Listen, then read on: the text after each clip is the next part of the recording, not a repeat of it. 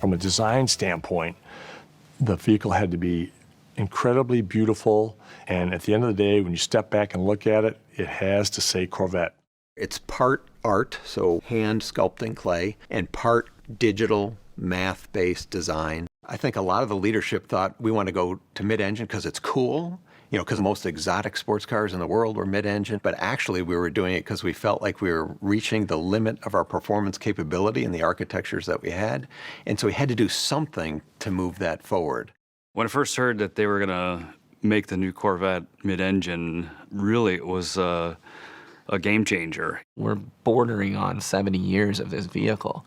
So you have this lineage to it that you have to maintain, but you also have to be willing to grow and take it further. With the mid-engine attributes, you'd have the rear weight bias from the engine for better acceleration, performance, and track times, as well as the low forward cowl for excellent visibility, and the lighter front, which really makes the car fun to drive. Corvette is an emotional driving experience. No matter who you are in life, when you get into a Corvette, you're a superhero.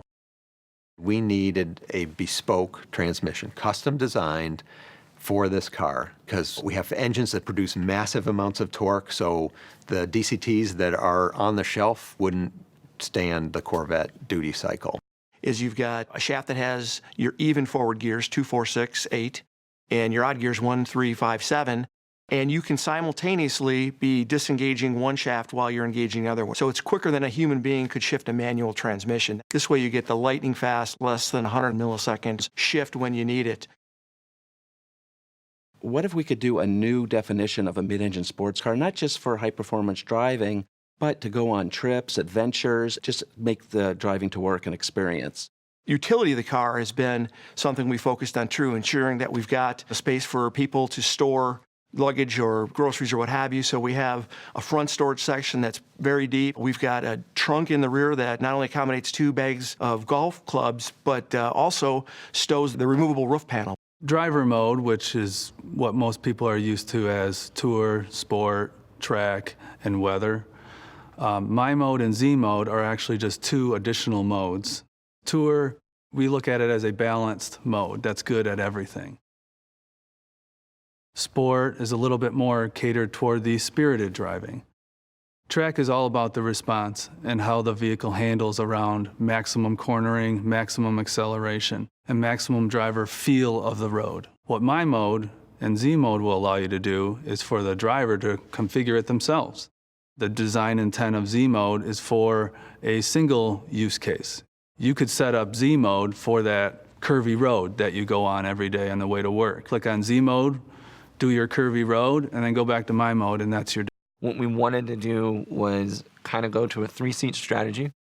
With the GT1 seat, that gives you your perfect everyday kind of driving seating position, comfortable bolsters. The new entry that we have for this one is the GT2. The GT2 seat is really, really an exciting seat. It's a Napa leather. It has the most color blocking opportunities. It's a really beautiful formed seat. The other side effect of that is it allowed us to really dial up the competition seat. So we brought in a new material. It does a couple of things. One, it holds you in, and then the other side of it is it eliminates a little bit more leather because every ounce counts on this vehicle, especially when you're tracking it. When we started designing the interior, we wanted to make sure that it felt uniquely Corvette, but it feels like no Corvette you've ever been in before. We're going from 10 colors to 12 colors. This will be the most we've ever offered.